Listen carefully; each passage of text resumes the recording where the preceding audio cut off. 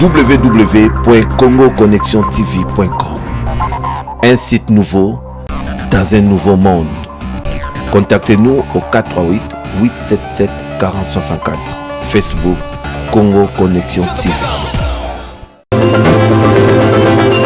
Hommage à Tabouley, plusieurs autorités et personnalités de divers horizons ont signé les livres de condoléances ouverts à cet effet par l'hôtel de ville de Kinshasa. À la chambre basse du Parlement, les élus ont voté ce jour la loi portant programmation de la mise en œuvre de la réforme de la police de 2014-2017. Le journal vous est présenté par Eric Izami. Bienvenue dans ce journal, mesdames et messieurs, bonsoir. On commence par l'hommage à ces géants de la musique africaine. Tabouley, décédé le samedi 30 novembre dernier. Plusieurs autorités RD congolaises ont fait ce jeudi le déplacement de l'hôtel de ville de Kinshasa pour glisser un petit mot dans les livres de condoléances ouverts à l'occasion par le gouverneur André Kimbuta, prenant les images du président de l'Assemblée nationale Aubin Minakou et celles du Premier ministre Matata Ponyo, Jean-Louis Miaswekama et Natacha Bomongo pour le détail. Décédé le 30 novembre 2013 à Bruxelles de suite d'une longue maladie, Pascal Emmanuel Sinamoï Tabou, dit Rochereau Seigneur Ley, sera inhumé le lundi 9 décembre à Kinshasa. En attendant l'arrivée de la dépouille mortelle, une chapelle ardente est érigée sur le parvis de l'hôtel de ville de Kinshasa, où différentes personnalités de tous bords viennent écrire le dernier mot sur le registre de condoléances. Ce jeudi 5 décembre, ce fut le tour respectivement du Premier ministre Augustin Matata Ponyo et du speaker de l'Assemblée nationale Aubin Minakou qui sont venus saluer la mémoire de cet illustre personnage de la musique africaine moderne. Ces deux personnalités ont reconnu les valeurs multiples de ce grand auteur-compositeur. Tabouley a été un monument et reste un monument pour la musique non seulement congolaise, mais la musique africaine et mondiale. Et donc nous venons de perdre un trésor, mais je crois que notre présence ici, c'est pour témoigner l'attachement du gouvernement, l'ensemble du pays, à cet homme qui a fait chanter le peuple, non seulement au niveau de notre pays, mais au niveau du continent africain, mais au-delà du continent. Et nous devons certainement lui rendre tous les honneurs dus à son rang. Un livre de condoléances à l'hôtel de ville. Il est tout à fait clair que les autorités du pays qui sont disponibles puissent remplir leur devoir en mémoire de ce grand homme, de ce grand esprit. C'est ainsi que j'ai ouvert les signatures dans ce livre d'or. Beaucoup d'autres autorités passeront aussi pour exprimer leur compassion, leur conviction par rapport à tout ce que Tabouley Rochereau a fait de bien. Et j'ai tout simplement noté que les grands esprits viennent sur cette terre pour le bien, le beau et le vrai.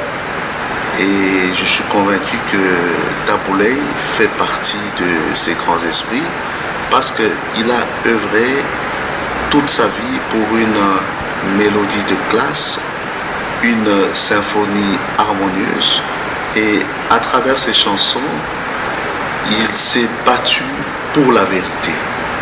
Pour le reste, le comité d'organisation prévoit les funérailles proprement dites le lundi 9 décembre 2013 à l'esplanade du Palais du Peuple et l'inhumation le même jour à la nécropole. Que le bon Dieu mette son âme près de Flore et parmi le glorieux, parce que Tabouley reste un monument et un digne fils pour la République démocratique du Congo ainsi que le continent africain. Loi portant programmation de la mise en œuvre de la réforme de la police nationale congolaise pour la période 2014-2017. Les élus députés nationaux l'ont voté aujourd'hui jeudi 5 décembre 2013 pour renforcer la sécurité de personnes et de leurs biens. Suivez ces commentaires de Nadia Koulenfouka sous les images de Blaise Lunda. Cette loi de programmation de la mise en œuvre de la réforme de la police nationale congolaise se base sur le plan d'action quinquennal 2014-2017. Elle vise à donner un cadre légal cohérent à l'ensemble d'actions pour garantir la sécurité des personnes et de leurs biens. Pour atteindre les objectifs de la réforme, la présente loi a prévu de crédits budgétaires globaux évalués à 750 396 689 410 francs. Pour ces quinquennales, mais hélas, la prévision pour 2014 ne figure pas dans la loi financière 2014. Et nous sommes sur le président de la population, je la trouve au terme de la présente loi.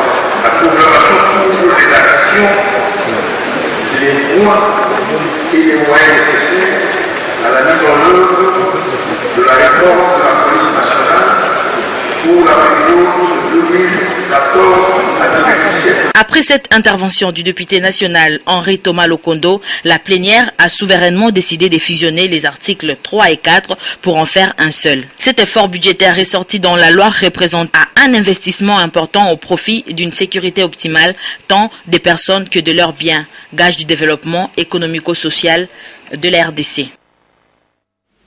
Le vice-ministre à la coopération internationale et régionale, Dismas Mangbengu, a conféré ce 5 décembre 2013 avec le nouvel ambassadeur d'Algérie à Kinshasa, dans la République démocratique du Congo.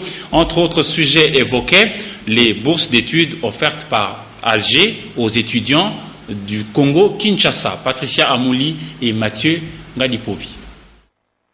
Discuter des voies et moyens pour relancer une coopération bilatérale accrue entre la République démocratique du Congo et l'Algérie a été l'objet de l'entretien de ce 5 décembre entre l'ambassadeur de l'Algérie en RDC, Mahebdine Djefan, et le vice-ministre à la coopération internationale régionale, Dismas Mangbengu.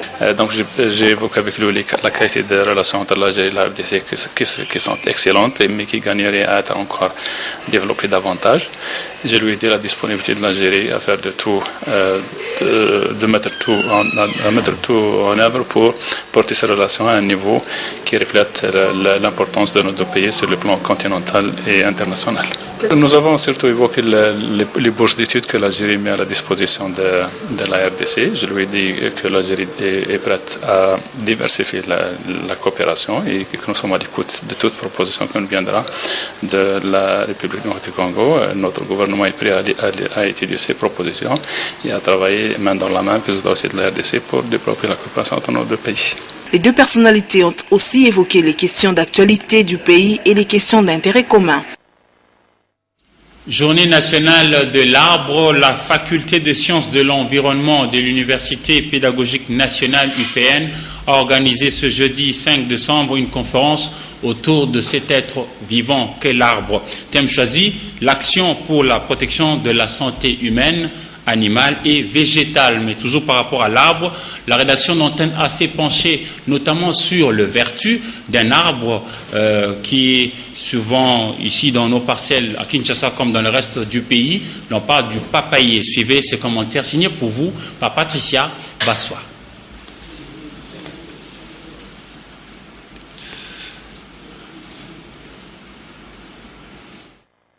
Le papayer est parfois appelé l'arbre à pharmacie car toutes ses parties possèdent les propriétés curatives. Ainsi, la tige est riche en calcium, en phosphate et en fer. Son tronc d'arbre contient 15% de protéines et 7 à 10% de sucre. Le sacleté de tige, de feuilles et du fruit vert est un excellent vermifuge. De plus, les graines noires permettent l'élimination de toutes les parasites indésirables dans les intestins. La papaye aide à la digestion de protéines de la viande, des œufs, du lait, des haricots et autres aliments du même genre et favorise le bon fonctionnement du pancréas. En plus, la papaye a des propriétés antiseptiques. Elle est recommandée aux diabétiques et aux hépatiques. On s'en sert également pour clarifier le vin et la bière. On retrouve la propène dans les papayes. La propène est semblable à la pepsine qui est une enzyme animale. L'industrie pharmaceutique s'en sert depuis belle lurette. La propène se trouve principalement dans la peau verte du fruit. Les feuilles de papayer, par contre, attendrissent la viande quand celle-ci y est laissée toute la nuit. Et si on se permettait de donner quelques indications thérapeutiques, pour un abcès, enlever les grains d'un papayer non mûr, racler la chair de la papaye par l'intérieur et encrasser avec de la potasse, appliquer sur l'abcès.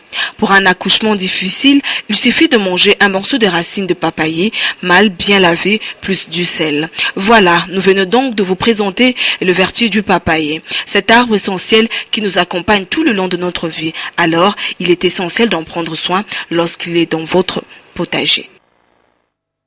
Comment concrétiser la mise en œuvre de la parité en République démocratique du Congo dans notre vie de chaque jour? Eh bien, par rapport au prescrit de l'article 14 de la Constitution, la loi de loi, un atelier a été ouvert ce jeudi 5 décembre 2013 à ce sujet par l'Observatoire de la parité avec l'appui de plusieurs partenaires dont le PNUD, Programme des Nations Unies pour le développement à Faden House à Gombe, Sylvain Kapombo Bosengele.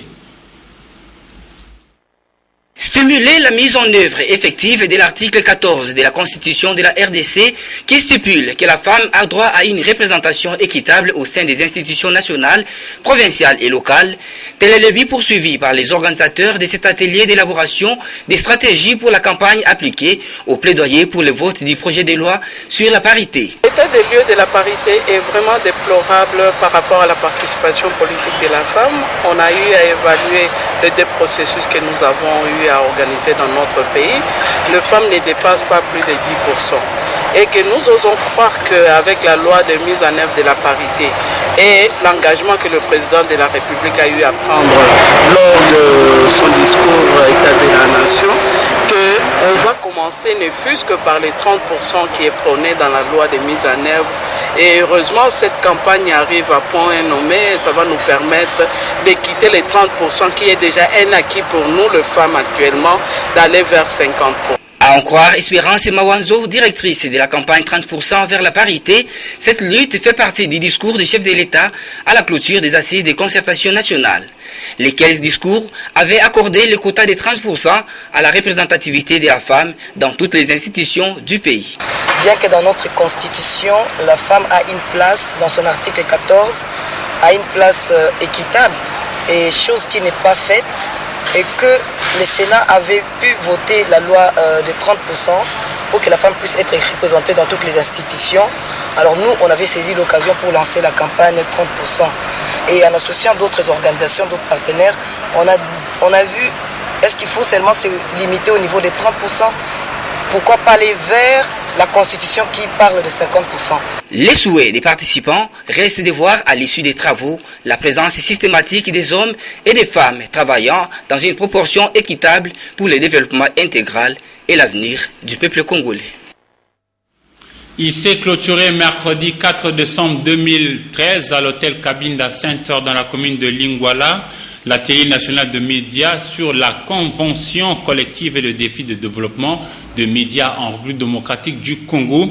Le temps fort de cet atelier a été surtout la signature de la convention collective afin de permettre à tous, c'est-à-dire employeurs et employés, de regarder dans la même direction. Anne-Marie Ossite et Damien Maungu.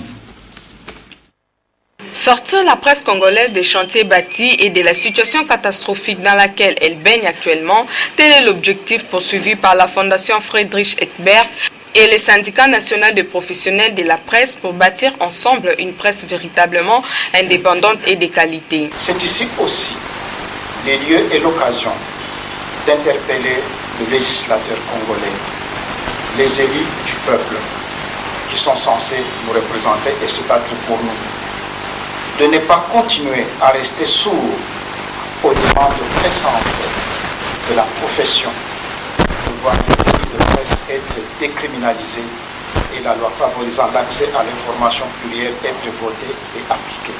Inquiets par l'absence d'une politique cohérente de prise en charge et d'accompagnement des médias congolais par le pouvoir public, les participants rappellent au président de la République ainsi qu'au Parlement la cohésion de quelques promesses non tenues. Demandons avec insistance au président de la République, chef de l'État, de concrétiser le plus rapidement possible sa promesse solennelle d'octroi d'une aide de 2 millions de dollars américains à la presse, promesse faite depuis 2007 et demeure sans lendemain. Invitons le Parlement congolais à prendre une loi portant dépénalisation de délits de la presse et celle relative à l'accès de toutes nos couches sociales à l'information, conformément à l'article 24 de la Constitution. Demandons au gouvernement de débloquer le fonds prévu chaque année au budget de l'État comme aide directe à la presse. Il faut noter que les organisations professionnelles présentes à ces assises ont procédé à la signature de la convention collective. L'opération partage de Vodacom Congo a été lancée mercredi 4 décembre 2013 à l'espace Vodaplex dans la commune de Lagombe. Cette opération consiste à remettre de vivres et autres produits aux orphelins, enfants abandonnés ainsi que de personnes de troisième âge. Polydor Ngaziami. Vodacom Congo consacre le mois de décembre déclaré mois de partage aux populations vulnérables. Ainsi, pour le mois de décembre de cette année, cette société de télécommunications opérant en RDC depuis plus de 10 ans a débloqué plus de 70 000 $ pour accomplir une fois de plus le même geste en faveur de cette catégorie de personnes. Le coup d'envoi de cette opération partage a été donné ce mercredi à l'espace Vodaplex sur le boulevard du 30 juin en face de la Régie des eaux par sa directrice du département juridique. 11 ans de partage, 11 ans de solidarité, 11 ans de passion et 11 ans d'assistance sociale. Cette assistance démontrant l'ambition et la ferme volonté en tant que compagnie citoyenne de se porter au secours des plus défavorisés et des plus vulnérables. C'est la raison pour laquelle Vodacom a coutume de partager avec la communauté dans laquelle elle opère une partie de ses bénéfices.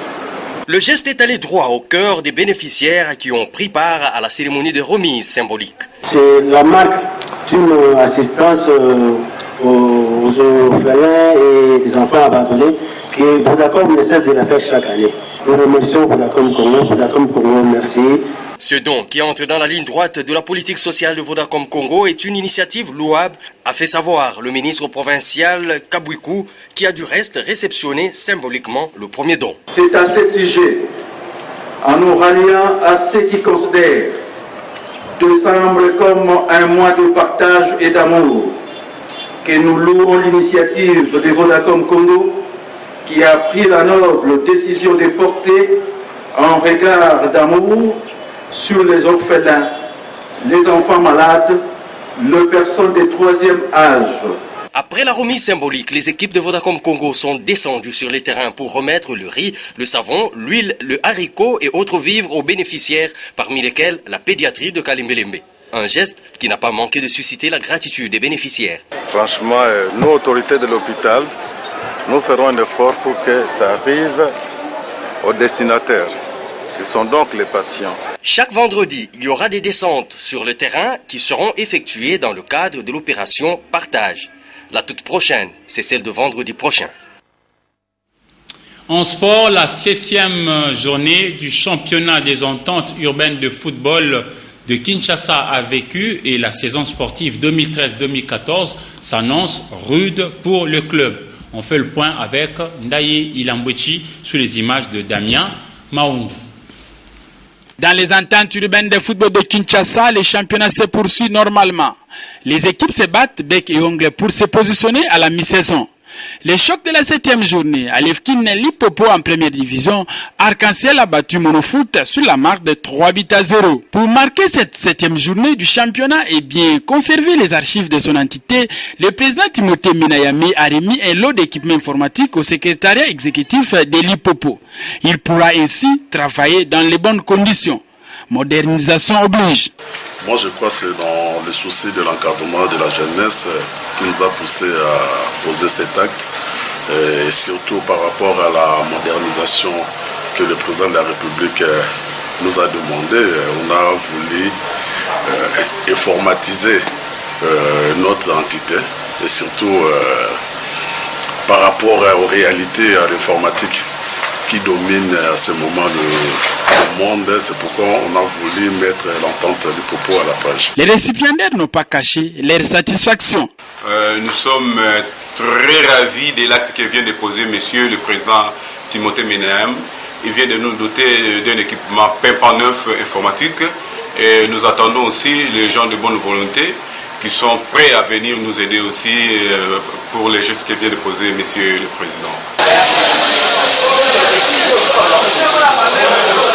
La South African Airways SAA vous offre de ce 10 décembre 2013 2 vols supplémentaires tout le mardi et samedi la nuit à partir de Kinshasa vers la destination de votre choix et ce, partout dans le monde. SAA est donc disposé à vous servir et vous offrir bonne humeur, confort et sécurité. Pour tout renseignement supplémentaire, veuillez contacter votre agence de voyage habituelle ou le bureau de la SAA, South African Airways, 6 avenue Ngongolo Tété, numéro 6147, sur le boulevard du Tondjin, dans la commune de La Gombe. Nous allons à présent compléter l'actualité avec la revue de presse dans une sélection et commentaires signés pour vous par Sylvie Fortuné Mboula.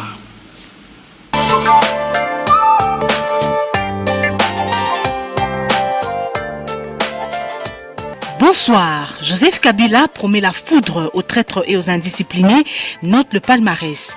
Le chef de l'État en a fait le serment devant la nation et s'emploie désormais à respecter son serment.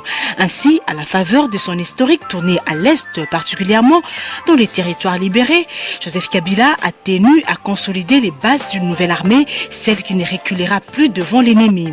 Dans son adresse à la population de Bukavu-Ranchère et la référence plus, Joseph Kabila promet une réforme en profondeur de l'administration, tout en invitant la population locale à la vigilance tous azimuts. Le chef de l'État a appelé le pays voisin à respecter la souveraineté de la RDC.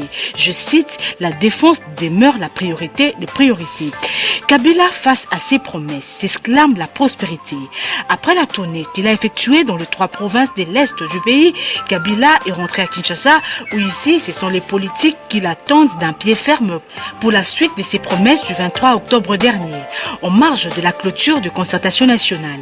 Depuis, beaucoup de structures ont été mises en place. Le Comité national de suivi des résolutions de concertation nationale, le Conseil économique et social et la Cour constitutionnelle. Cependant, le pays tourne au ralenti. Le gouvernement, réputé démissionnaire, est devenu pratiquement un chien édenté. Paix, sécurité et coopération dans les grands lacs. De nouvelles pressions américaines renseignent le phare. Roussel Friengold, envoyé spécial des USA dans le Grand Lac, est annoncé pour ce week-end à Kigali via Paris. On laisse entendre que son séjour dans la capitale rwandaise se justifierait par son désir d'échanger avec le chef d'État et de gouvernement des Grands Lacs. On prête en effet aux États-Unis d'Amérique l'intention de vouloir piloter un énième sommet régional destiné à examiner les causes profondes des conflits armés récurrents dans cette région ainsi que les voies et moyens de construire une paix durable. Clôture de pourparlers de Kampala, de nouvelles pressions sur le gouvernement de Kinshasa renseignent les dépêches de Brazzaville. Or, les députés nationaux et le peuple congolais ne veulent pas que cette conclusion s'efface sous la forme d'un accord. Tout ce qu'ils attendent du 1-23, qui à leurs yeux n'est plus un interlocuteur valable vis-à-vis du gouvernement. Après sa débâcle militaire, c'est une simple déclaration de reddition et Kinshasa se contenterait d'en prendre acte. Ça sera tout pour cette revue de presse. Merci de l'avoir suivi et bonne soirée à tous. Mesdames et messieurs, c'est aussi la fin de ce journal. Merci à vous de l'avoir suivi et au revoir.